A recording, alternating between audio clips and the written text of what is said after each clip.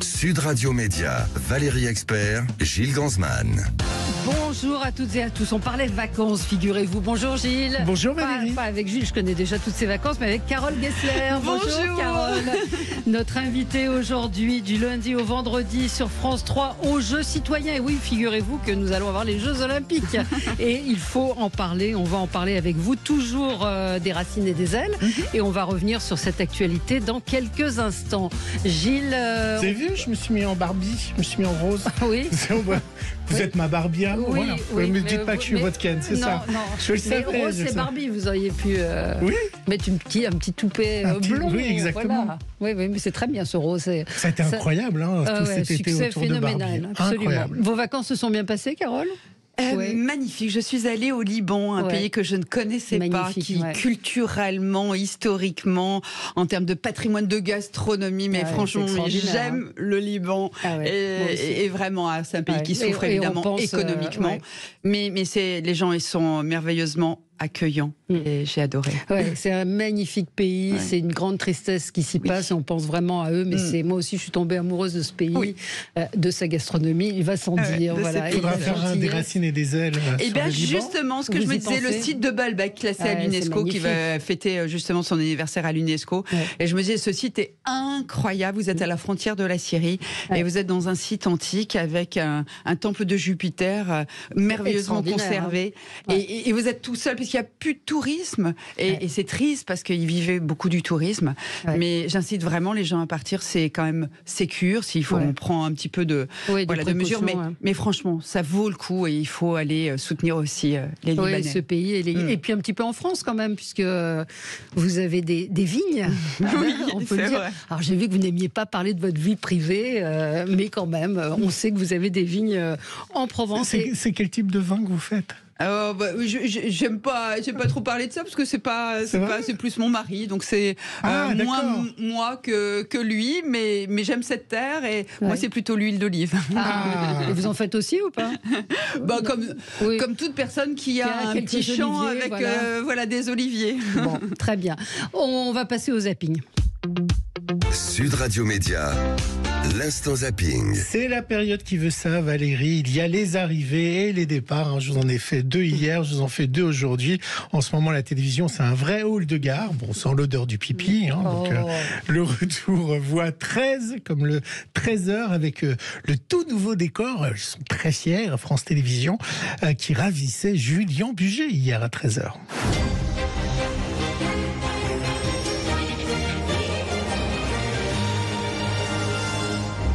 Bonjour à tous, bienvenue, très heureux de vous retrouver, j'espère que vous avez passé un bel été et de bonnes vacances. C'est un plaisir de vous retrouver dans ce tout nouveau studio que vous aurez évidemment l'occasion de découvrir avec de nombreuses surprises, vous verrez. C'est l'un des événements de cette rentrée sur France 2. Voilà. Et oui, l'un des événements. Vous en avez pensé quoi de ce décor sans langue de bois? Je l'ai regardé, j'ai pris ma petite salade devant le 13h. Non mais c'est vrai en plus. Et j'ai trouvé ça très moderne. Le graphisme avec ses courbes. Il y avait franchement, je trouve, de la fluidité, de la modernité, une très jolie lumière. Et je trouvais que ça a donné un coup de neuf aux journaux. Enfin, je ne sais pas ce que vous en avez pensé. Moi, j'ai pensé la même chose que vous. Et j'ai trouvé que l'habillage me rappelait le iPhone ou les habillages téléphoniques. Et je pense qu'ils se sont basés sur ça, avec toute l'infographie. L'infographie ressemble un peu à ce qu'on a sur, je suis d'accord. sur les widgets de téléphone. C'est classe, c'est doux, c'est accompagnant, il y a de la courbe. Et j'ai trouvé que c'était chaleureux. Et j'ai regardé le 20h de la même façon. Je trouve que vraiment, il se totem avec les images qui sont vraiment en priorité comme premier axe de regard pour le téléspectateur. Franchement, j'ai trouvé ça sympa. Et je l'ai dit à mes copains de la rédac. La question, justement, ça vous manque de plus présenter le Ça me fait bizarre, il faut que je me rééduque, ma bonne dame. Oui, parce que vous avez fait du quotidien pendant combien? Du quotidien, donc moi je me lève le matin et je continue à me lever le matin en écoutant mes radios, en faisant ma revue de presse, en me disant là je ferais bien ça, etc. Je garde ces réflexes, mais je suis foncièrement. Donc là je vis une formidable parenthèse olympique. Le news, j'espère que je continuerai à être biberonnée aux news parce que Et l'arrêt du 19-20, ça vous attriste? Ça me rend nostalgique comme beaucoup. C'est une page qui se tourne. Est-ce que vous regrettez cette décision? j'ai pas à dire qu'elle a regretté, elle a été prise, je la respecte et voilà, et je fais entièrement confiance à mes confrères de région, j'en connais beaucoup, pour qu'ils prennent le relais, intègrent l'information nationale et internationale. Et il y a beaucoup de talent en région. Et je pense que personne n'a envie que cette tranche de 19h-20h se dégrade. Donc elle aura une autre forme. Une autre vie. Et elle sera portée par d'autres visages et d'autres journalistes. C'est pas parce que vous êtes en région que vous ne pouvez pas porter l'information nationale ou internationale. Ça démarre lundi pour nos auditeurs, dès le 4 septembre. 14 éditions et des éditions qui sont dans vos régions. Ceux qui arrivent, ceux qui partent, qui est-ce qui est parti hier? Sophie Davant, qui a passé le relais de l'émission Affaires conclues, pensons une dernière petite vacherie. On la connaît, Sophie. Bonjour à tous et bienvenue sur le plateau d'Affaires conclues. Et hélas, pour moi, c'est la dernière fois que je prononce cette phrase puisque je quitte cette émission. Mais j'ai trouvé une jolie remplaçante, jolie et compétente. C'est Julia qui va reprendre les rênes d'Affaires conclues. Merci Sophie. Je voudrais dire aux téléspectateurs que je suis très émue évidemment. C'est rare une émission de télé qui entre aussi vite dans le cœur des téléspectateurs. Et j'ai toute confiance en Julia pour prendre le relais et pour garder ce lien avec vous. Julia, je t'embrasse. Et je te souhaite plein de bonheur et de rester au moins aussi longtemps que moi. 6 ans, c'est pas mal. C'est pas mal du tout.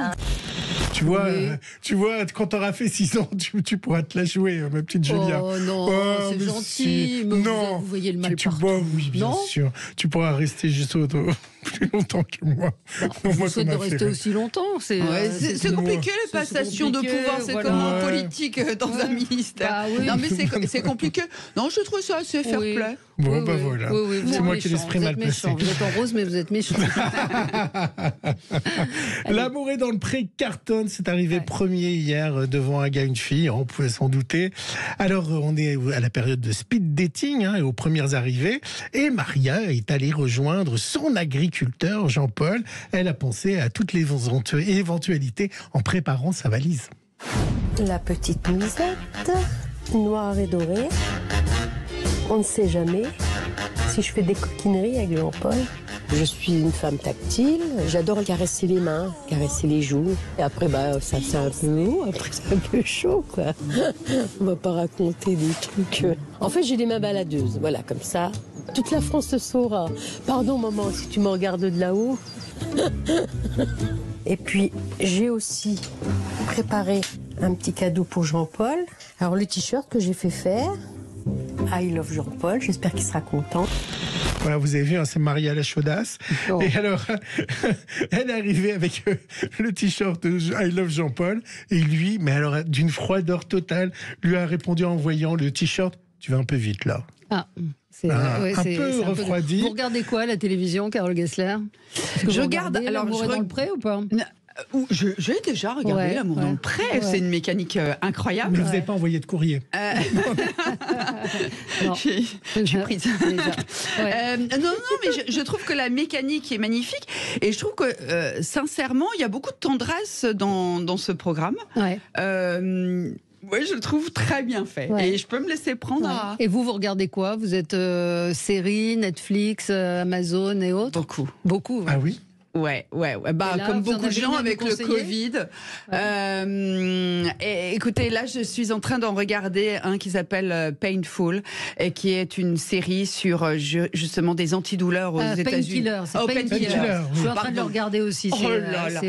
J'ai laissé les 10 dernières minutes. Il était minuit hier soir et je pouvais pas. J'étais tellement mal. Mais je vous conseille la lecture d'un livre qui est paru chez Belfond l'année dernière, qui raconte l'histoire, cette saga des frères Sackler qui ont inventé le Valium et qui ont inventé le marketing médical. C'est effrayant. C'est effrayant. Terrible. C'est effrayant. Vous avez des Barbie qui vous vendent à haute dose auprès des médecins en disant plus vous prescrivez, plus voilà, il y a toute une mécanique de vente. On se croirait chez Tupperware, mais un peu différent, avec des dangers. C'est l'équivalent du crack aux États-Unis. Mais c'est hallucinant. J'étais glacée par cette série. Painkiller, on vous le conseille, c'est glaçant. C'est une mini-série sur Netflix. Je vais vous laisser les filles. Oui, on va parler. Non, au contraire, non, c'est mon humour. Depuis vendredi est entré en vigueur ce qu'on appelle le Digital Service Services Act, on en reparlera ici, Valérie, qui a pour but d'encadrer les géants des réseaux sociaux. Eh bien, écoutez, France 2 faisait le point dans son 20h. Une nouvelle réglementation européenne, le Digital Services Act, va fixer un nouveau cadre aux géants d'Internet. Dans son viseur, les entreprises aux plus de 45 millions d'usagers par mois. 17 plateformes comme TikTok ou Instagram. Le principe, ce qui est illégal dans la vie réelle doit aussi l'être sur Internet. Aujourd'hui, il est interdit de proférer des propos haineux, des propos racistes. Si jamais maintenant on voit quelque chose comme ceci sur les réseaux, eh bien, ces réseaux ont l'obligation de mettre un bouton très visible où il suffira d'appuyer sur ce bouton pour signaler le contenu litigieux. Les plateformes devront désormais faciliter les signalements, retirer le contenu illicite en moins de 24 heures ou encore recruter plus de modérateurs. Alors pour l'instant, ça existe déjà, non? Non, les signalements. vous n'avez pas de bouton pour ça enlève la publication quand vous appuyez sur le bouton. Pour tout le monde. Mais et donc c'est la plateforme qui décide. Elle a 24 heures pour l'enlever et la plateforme décide s'il faut le faire ou pas. Et si elle le fait pas, vous pouvez le signaler à Digital Act. Et on verra parce que X, pour l'instant, les conditions de X, tout ça. Vous avez déjà été agressé sur les réseaux sociaux ou pas? Comme j'y suis pas, ou quasiment pas, ça règle le problème en partie, n'est-ce pas? Comme je ne suis pas d'Instagram. Si, j'en ai un, mais je sais pas regarder. J'ai dû faire 4 publications, donc pas vous voyez. Truc. En fait, ça me gêne énormément. Comme je considère que mon métier est un métier comme un autre, donc et que la frontière pour les gens est souvent ténue. Voilà. Du coup, j'ai pas envie de rentrer là-dedans. J'ai pas envie que les gens rentrent, sachent que je fais en vacances, etc. C'est ma vie. Je veux dire, mais vous faites un métier public. Oui, mais alors je peux et je dois le faire. Je sais que je dois le faire pour parler notamment de notre émission Jeux citoyens ou des Racines et des ailes. Voilà, je dois le faire, je vais le faire. Mais j'ai du mal parce que j'ai du mal à saisir la frontière entre ce qui est du perso, comment on joue avec. Voilà, vous savez très bien qu'on joue entre un peu de perso, le boulot, enfin l'image publique, etc. Je ne sais pas, je ne maîtrise pas. Comme je ne maîtrise pas, je préfère pas aller dans ce domaine. Alors, commençons. Quel âge a votre mari? Comment l'avez-vous rencontré? Je suis d'accord avec vous, et moi je suis parfois choquée de voir certains ou certaines journalistes se mettre en scène sur des questions de mode, d'habillement, de vacances, enfin bon, voilà. Vous êtes pareil. Bah oui, non, mais là-dessus, je trouve que... Voilà, je suis pas à l'aise, j'ai pas trouvé mon point d'équilibre, certains l'ont trouvé, moi je ne l'ai pas trouvé, et je veux pas qu'on rentre dans ma vie, comme je ne rentre pas dans la vie des autres, et peu m'importe la vie privée des autres, et je la respecte. Pour finir, c'est le succès de l'été, vous l'avez peut-être vu, Oliver Anthony, alors c'est un chanteur de country qui vit dans une caravane et qui est arrivé premier de tous les charts américains. C'est la première fois qu'un anonyme arrive en tête des charts avec un morceau qui s'appelait Bluegrass Richmond North of Richmond. Vous avez l'accent? Et une chanson anti-élite qui dénonce l'inflation, les impôts, les longues heures de travail. Et cette chanson a touché tous les Américains. On en écoute un bout.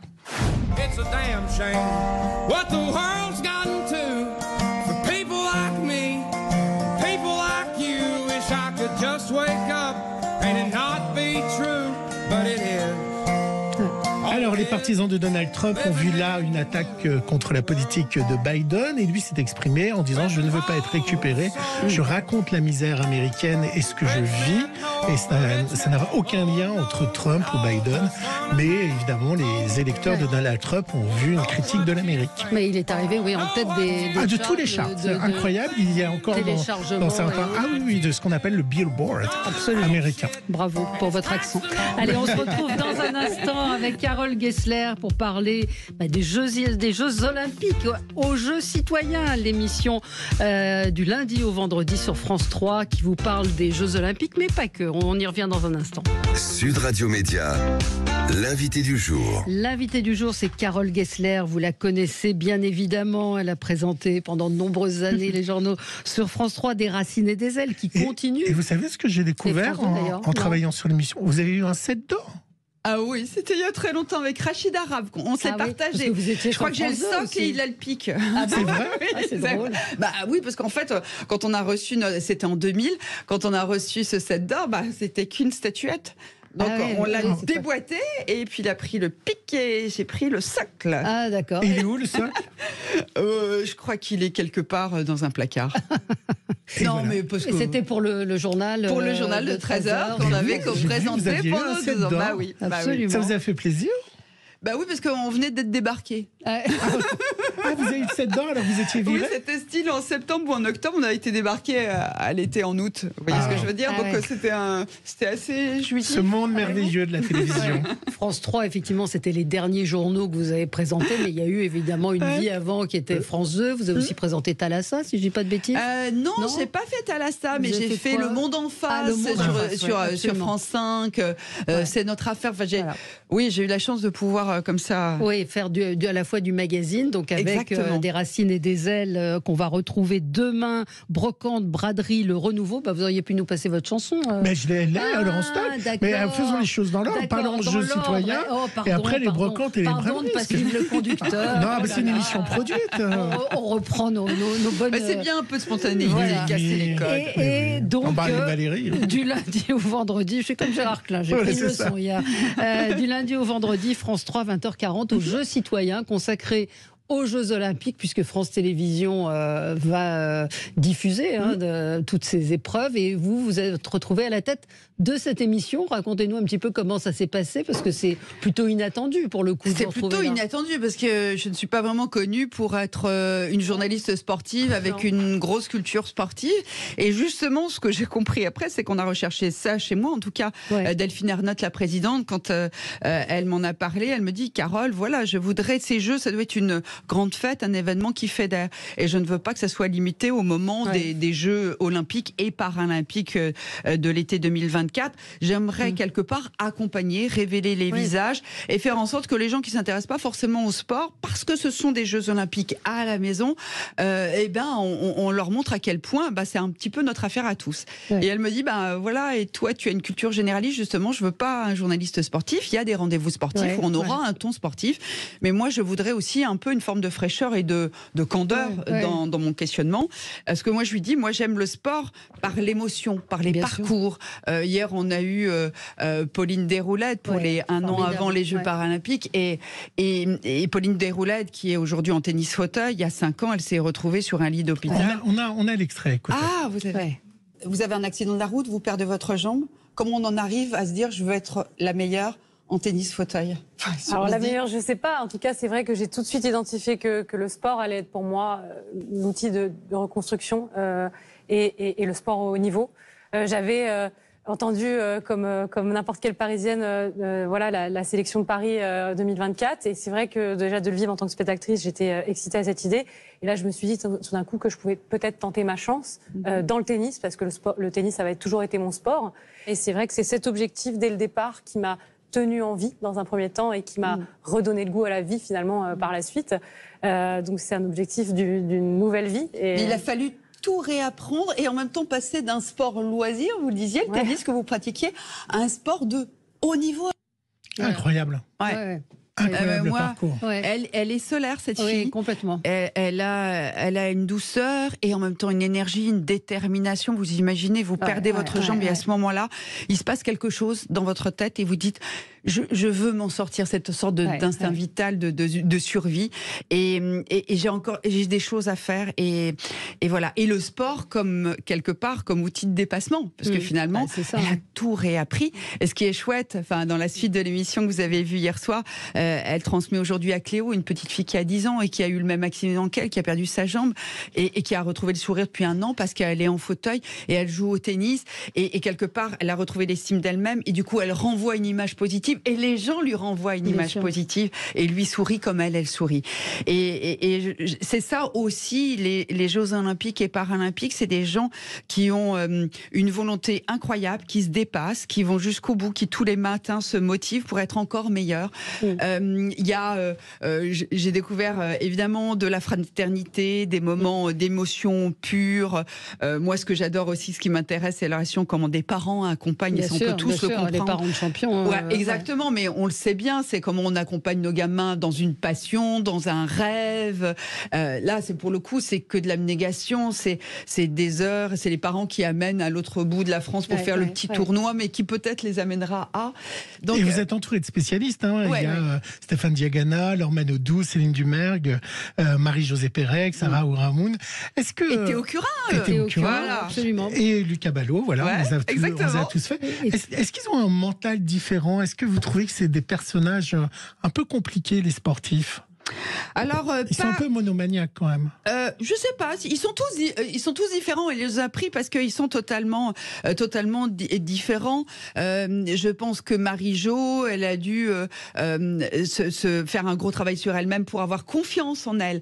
Et pourtant, on se dit avec le palmarès qu'elle a, mais en même temps, elle a duré. Vous imaginez 3 médailles d'or, 92, 96. Je fais comme si j'étais journaliste sportive. Je suis pas du tout. Non, ce qui m'a intéressée, c'est comment cette nana-là, qui vient de Guadeloupe, qu'on détecte et qui va quitter sa famille à l'adolescence, va réussir à se construire loin de sa famille, mais avec une grand-mère hyper présente, pour se faire un palmarès incroyable, où elle va avoir un mental d'acier, même s'il y a eu un moment dur, c'est celui de Sydney. Et donc, ils ont tous comme ça un apprentissage, une construction. Et moi, c'est ça qui m'intéresse. Et je trouve que très souvent, dans la maturité, dans la façon de regarder le monde, dans la façon de dompter son corps, de dompter son mental, etc. Ils ont plein de choses à nous apprendre, même nous. C'est-à-dire que je gobe beaucoup de choses dans mon rapport aux autres, dans la volonté, comment on la construit, comment on la maintient. Voilà, donc je trouve qu'ils ont beaucoup à nous apprendre et à décrypter de ces jeunes champions qui vont tenter leur jeu et leur chance à Paris l'année prochaine. C'est un vrai magazine en fait autour des Jeux Olympiques. C'est un peu les coulisses, les coulisses des champions, c'est les coulisses des Jeux aussi. Il y a une séquence qui est incarnée par Alexandre Boyon qui raconte un petit peu l'histoire des Jeux, les archives. Exactement, quand vous faites une Andia Comaneci et qui s'est devenue la petite otage de Ceausescu, quand vous parlez de Kiki Caron, qui est la grande nageuse, qui a même fait des disques dans l'époque yéyé, vous racontez une époque, souvent vous racontez une époque, un cadre. Donc il y a ça, et puis moi ce qui me... et ce qu'on va faire de plus en plus, c'est aussi à travers notre feuilleton, c'est de suivre aussi ces Français qui se mobilisent, parce qu'en fait, on parle des champions, mais il n'y a pas que des champions. Il y a des PME qui aident à la construction de telle et telle partie du village olympique. Vous avez des bénévoles. On a eu un nombre incroyable de candidatures pour être bénévoles. Ces gens-là vont passer des sélections. Et puis il y a une autre étape qui va arriver dont vous me parliez quand vous êtes arrivé autour d'un petit café. Vous me disiez, le grand moment, ça va être l'arrivée de la flamme depuis la Grèce sur le Bélem, et là vous serez depuis Marseille. Et oui, parce qu'on sera le 8 mai 2024. Vous savez, c'est normal que quand un grand événement comme ça se bâtit, il y a des critiques. Est-ce qu'on va y arriver? Est-ce que ça coûte cher? Il y a un auditeur qui pose la question là-dessus en disant mais comment vous expliquez que beaucoup de Français n'y croient pas, qu'ils soient pessimistes sur la sécurité, sur l'accès, l'organisation? Il y a quelque chose d'assez négatif, en tout cas en France, autour de ces Jeux. Oui, je suis d'accord, mais si vous faites le test à Tokyo, c'était la même chose, à Rio, c'était la même chose, à Londres, c'était la même chose. Et au finish, à Londres, il y a eu un sondage qui a montré que pour globalement la majorité des Anglais, ça a été un grand moment à vivre, qu'après ils se délitent et il faudra voir ce qu'il en reste en termes d'héritage. C'est normal que tous ces grands événements qui sollicitent de l'argent, des moyens, de l'énergie, etc., soient critiqués. C'est aussi notre esprit français. Je suis persuadée, en tout cas c'est ma conviction, que quand la flamme arrivera le 8 mai 2024, tout le monde voudra son bout de flamme, elle fera le Tour de France. Et vous savez, je me disais, le Tour de France, c'est une super vitrine, d'accord, de notre pays chaque été. Qui a cartonné, exactement, encore une fois. Eh bien, les Jeux Olympiques, ça va être une formidable vitrine de la France, puissance 10-10-10 par rapport au Tour de France. On voit l'engouement. Exactement. Donc, on a tous intérêt à ce que cette grosse mécanique, elle se passe bien. On se retrouve dans un tout petit instant avec Carole Gessler, notre invitée. On va parler brocante aussi. Sud Radio, le 10h midi média. Valérie Expert, Gilles Gansman. Sud Radio, la radio de la Coupe du Monde de rugby, lance le compte à rebours et vous plonge au cœur de l'événement avec François Trio, Alexandre Priam et toute l'équipe de Sud Radio, appuyée par nos correspondants en région. Des consultants prestigieux, Daniel Herrero, Johan Huget, Philippe Spanghero, Eric Bonneval, Marjorie Mayence, Julien Thomas et Andrew Mertens, l'ouvreur star des All Blacks, pour une couverture complète de l'événement. Tous derrière les Bleus. Dès le 4 septembre, la plume d'Herrero dans le Grand Matin Sud Radio. Chaque soir, du lundi au vendredi, dès 20h, au cœur de la mêlée. Revue des matchs, témoignages de passionnés, opérations spéciales en région et tous les matchs du 15 de France. Soyez au cœur de l'action avec Sud Radio, la radio de la Coupe du Monde de rugby.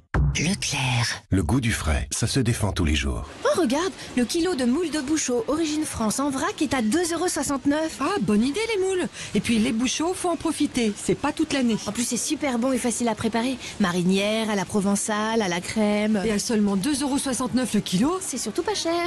Allez, hop, par ici les petites moules. Tout ce qui compte pour vous existe à prix Leclerc. Du 29 août au 3 septembre, Élevage France. Modalité et magasins participants sur www.e.leclerc.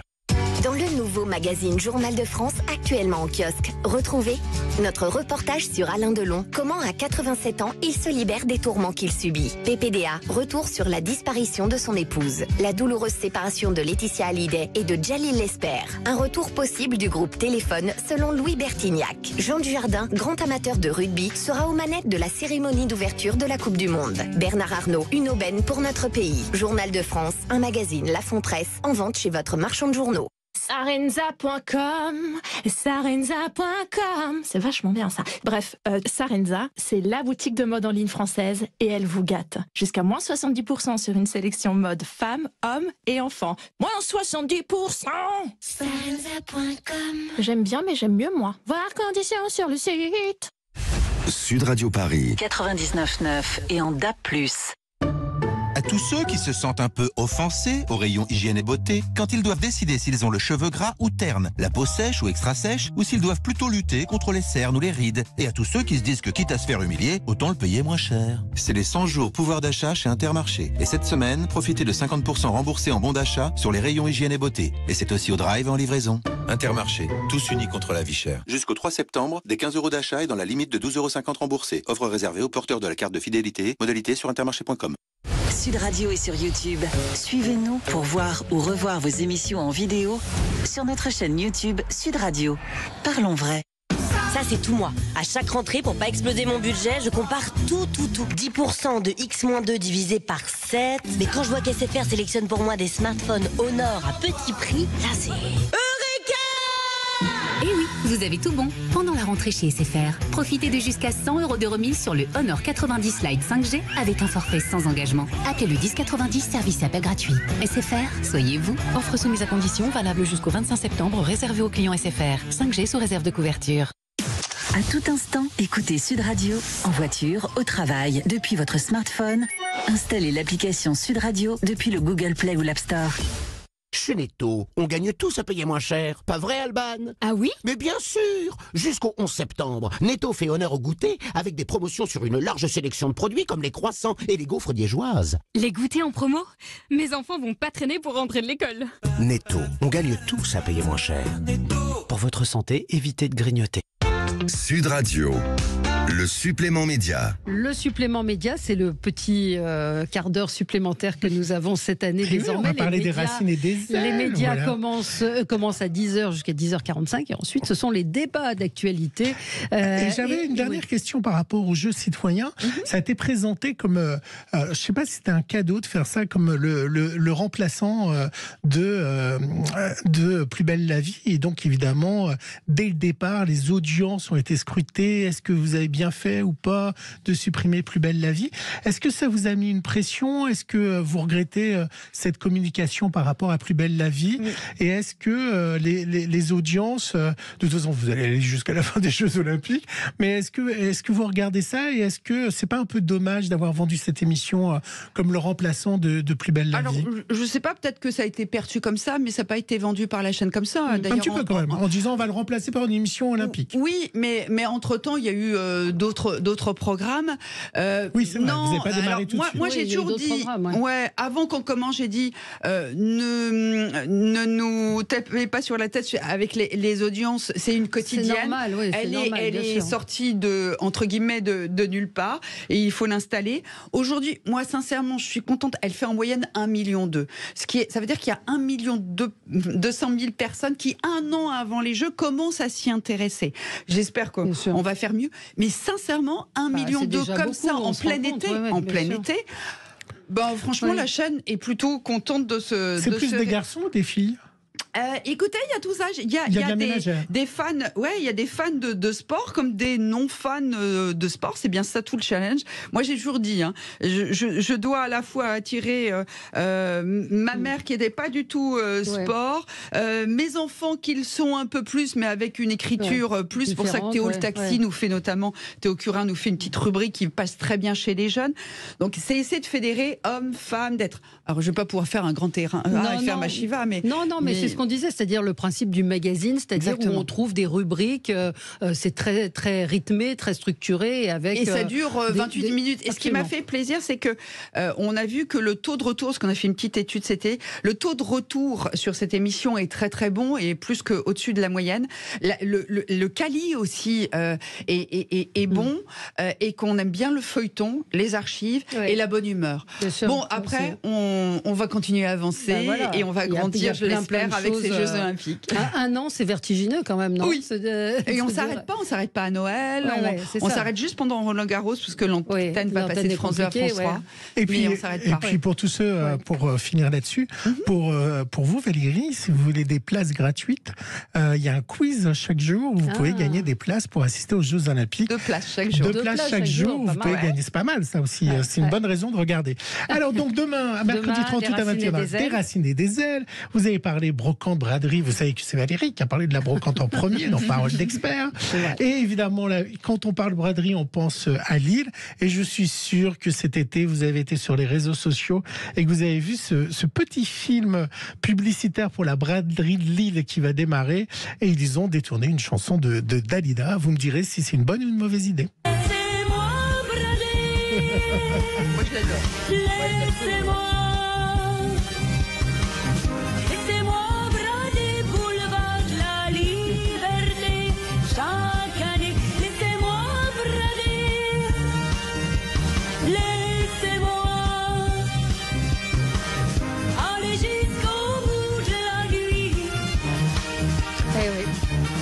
Et la vidéo vaut son prix. Ah oui, il faut la regarder. Ça vous a plu, vous? Moi j'aime beaucoup. Alors déjà, j'adore chiner, donc je suis. Moi, vous me voyez partout l'été. Aller chiner, j'adore ça. J'adore les vides-greniers. Je suis une fan d'aller dénicher le petit objet. Le dernier achat que vous avez acheté? Qu'est-ce que j'ai? Alors j'avais une période avec des globes. Oui, c'est ça. Vous êtes collectionneuse. C'est en général quand on chine, on recherche un truc. Voilà, les machins. J'aime bien les louches. Vous voyez, les louches en métal argenté. Là, je trouve ça. Je chine plein d'assiettes dépareillées, des vieilles assiettes, sympa, et je fais des tables dépareillées. Et j'adore trouver les petites assiettes, etc. Voici. Vous avez un truc sur sa vie privée. Elle aime les louches et les assiettes dépareillées. Foncez le public et voici. Je prends le pari qu'on va retrouver ça. Elle adore les louches. Les secrets. Carole Gessler nous révèle un secret. Oui, c'est ça. Et là, très intime. Voilà. Et là, on découvre les louches. Avec toutes ces louches. Vous en faites quoi des louches? Vous les exposez? Non, mais j'aime bien. Faites un gazpacho l'été, l'hiver des soupes. Oui, mais il en faut. Oui, quand on les collectionne. Il y a toujours les copains de mes enfants qui viennent. Il y a beaucoup de monde. Qu'est-ce qu'on va voir dans cette émission? Eh bien, justement, tous ceux qui chinent. Et vous savez, il y a la passion de la Chine. Certains l'ont depuis longtemps. D'autres l'ont découvert aussi dans un désir de recycler, dans aussi parfois une contrainte de pouvoir d'achat. Mais là, on a vraiment des gens qui sont dans le plaisir, à la fois qui sont la Chine des années 50, la Chine du vêtement, la broc, la braderie de Lille qui va commencer, on a suivi la précédente, et de voir justement, c'est vendre et acheter. C'est ça. Vous avez déjà été à la Brairie de Lille? Vous étiez l'année dernière? Non, là, ce sont les équipes qui sont allées. Moi, je peux vous faire, vous savez, il y a un machin qui s'appelle videgrenier.org ou .com. Voilà. Donc, je mets toujours dans le département, je regarde à combien de kilomètres il y a une petite. Mais les vides-greniers sont les mieux. C'est là que vous avez l'histoire des Français. Bien justement, sûr, on en parce suit. que vous retrouvez les Exactement, objets, vous avez tout. Et en fonction des régions. C'est hallucinant. Ah oui, vous aimez vraiment ça. Puis, non, mais j'y suis. Et alors, vous aimeriez aller aux États-Unis parce que je vois qu'il y a un reportage aux États-Unis dans la plus grande braderie du monde. Exactement. Le 127 Yard Sale. Ouais, et c'est juste hallucinant. Enfin, là, c'est la caverne d'Alibaba. C'est XXXXL. Et c'est ça. Mais moi, ce que j'aime bien, c'est ce plaisir. Vous savez, c'est de l'objet. Des fois, en fait, c'est le propre de la Chine. On ne sait jamais ce qu'on va trouver. Et on peut partir bredouille, comme revenir avec. Et vous allez le voir. Et en même temps, on va vous donner quelques petits codes aussi pour repérer l'objet. Qu'est-ce qui fait la cote d'un objet? Parce que aujourd'hui, c'est les années 50 ou les années 70. Demain, ça sera d'autres périodes à Art déco ou autres. Et on va vous montrer aussi ce qui fait la cote et comment s'établit la cote d'un objet. Et pour nos auditeurs, pas besoin forcément d'aller aux États-Unis. Vous allez à Londres, vous descendez toute la rue de Portobello et vous faites tout Portobello. C'est incroyable. Vous arrêtez au milieu pour manger un fish and chips. Non, mais vous faites. Par exemple, moi, j'ai découvert ça à Madrid. Il y a tout un quartier à Madrid de Chine, etc. C'est génial. Vous avez des choses. C'est un peu les puces de Saint-Ouen. Moi, par exemple, dimanche, j'étais aux puces de Vanves. Et j'adore les puces de Vanves qui sont à la porte de Vanves. Où là, vous avez tout, sauf que maintenant, c'est devenu un conseil des tours opérateurs coréens, et japonais et chinois. Donc là, on vous voit venir. Voilà. Et on vend plutôt aux Chinois. J'ai dû remplacer Sophie Davant. C'était vous. Pourquoi pas? Mais est-ce que vous tiendrez 6 ans? Voilà, c'est pas gagné. J'ai un beau petit challenge déjà, je crois, qui tient 1 an. C'est déjà pas mal et il y a beaucoup de choses à dire sur les Jeux Olympiques. Donc on vous retrouve évidemment tous les soirs 20h40 et puis pour ce formidable magazine autour des Jeux Olympiques et évidemment demain des racines et des armes et des ailes. Demain Valérie, on recevra Karine Guilloc d'M6 qui reprend 66 minutes. Elle s'est arrêtée pour chanter, Karine Guilloc. Oui, je sais, j'ai suivi, j'ai trouvé ça courageux, j'ai trouvé ça chouette d'aller jusqu'au bout de son rêve. Absolument, c'est ce qu'elle nous racontera demain. Merci Gilles, à demain. Merci beaucoup. On se retrouve dans un instant pour les débats d'actualité. À tout de suite.